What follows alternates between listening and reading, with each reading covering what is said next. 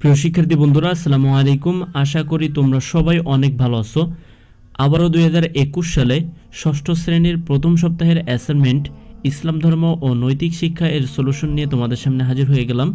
আজকের অ্যাসাইনমেন্টে তোমাদের যে নির্ধারিত কাজ রয়েছে সেটি হলো তোমাদের চারপাশের নানা নিদর্শন উল্লেখ সহ কালিমা তাইয়্যিবা ও কালিমা শাহাদাতের আলোকে আল্লাহ তাআলার একত্ববাদের উপর একটি প্রতিবেদন তৈরি করতে বলা হয়েছে। প্রিয় শিক্ষার্থী বন্ধুরা, তো তোমরা অবশ্যই এর মধ্যে জেনে গেছো যে প্রত্যেকটা অ্যাসাইনমেন্ট লেখার সময় একটি কভার পেজ তৈরি করা লাগবে। প্রিয় শিক্ষার্থী বন্ধুরা, এখন আমরা উত্তরপত্রে চলে যাব। তার আগে তোমাদের কাছে আমাদের একটি রিকোয়েস্ট থাকবে, তোমরা যারা আমাদের চ্যানেলে নতুন তারা অবশ্যই আমাদের চ্যানেলটি সাবস্ক্রাইব করে আমাদের পাশেই থাকবা।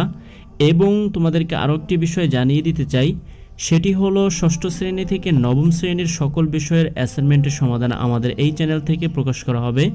সো তোমরা তোমাদের বন্ধুবান্ধবের কাছেও আমাদের এই ভিডিওগুলো পৌঁছে দিতে পারো। প্রিয় শিক্ষার্থী বন্ধুরা, উত্তরে আমরা লিখতে পারি, মহান আল্লাহ তাআলা এক অদ্বিতীয়। তিনি সত্তাগতভাবে যেমনি একক তেমনি গুণাবলীও তুলনাহীন। অর্থাৎ মহান আল্লাহ তাআলা একক সত্তা, তার কোনো সমকক্ষ নেই।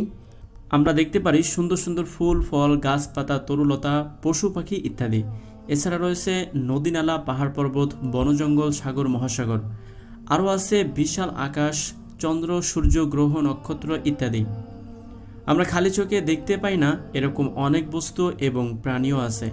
এসব কিছুর সৃষ্টিকর্তা ছাড়া নিজে থেকে সৃষ্টি হয়নি। নিশ্চয়ই একজন স্রষ্টা এগুলো সৃষ্টি করেছেন, তিনি হলেন মহান আল্লাহ। তার কোনো সাহায্যকারী প্রয়োজন হয় না। আমাদের চারপাশে এই যা কিছু এবং সেগুলোর নিখুঁত সৃষ্টি এটাই প্রমাণ করে যে আমাদের মহান আল্লাহ এক। যদি একাধিক স্রষ্টা থাকতো তবে এসব সৃষ্টির মাঝে অনেক সামঞ্জস্যহীনতা দেখা যেত। আমরা কালিমা তাইয়্যিবা জেনেছি, আল্লাহ ছাড়া কোনো মাবুদ বা ইলাহ নেই, মুহাম্মদ সাল্লাল্লাহু আলাইহি সাল্লাম আল্লাহর রাসূল। এই কালিমা ইসলামের মূল ভিত্তি। আমরা জানতে পারি যে আল্লাহ ছাড়া আর কোনো মাবুদ নেই, পৃথিবীতে ইবাদতের যোগ্য একমাত্র আল্লাহ তাআলা। এমনকি ইবাদতে অন্য কাউকে তার শরীক করা যাবে না। অন্যদিকে ইসলামের আরেক কালিমা হলো কালিমা শাহাদাত। এই কালিমাতেও বলা হয়েছে যে আল্লাহ ছাড়া আর কোনো ইলাহ নেই, তিনি একক, তার কোনো শরীক নেই। এই দুই কালেমা হতে মহান আল্লাহ সম্পর্কে আমরা একটি শিক্ষা পাই যে তিনি এক ও অদ্বিতীয়। পৃথিবীর সব কিছুই যে একটি নিয়মতান্ত্রিকভাবে চলছে, এটা সম্ভব হচ্ছে শুধু মহান আল্লাহ তাআলার কারণেই।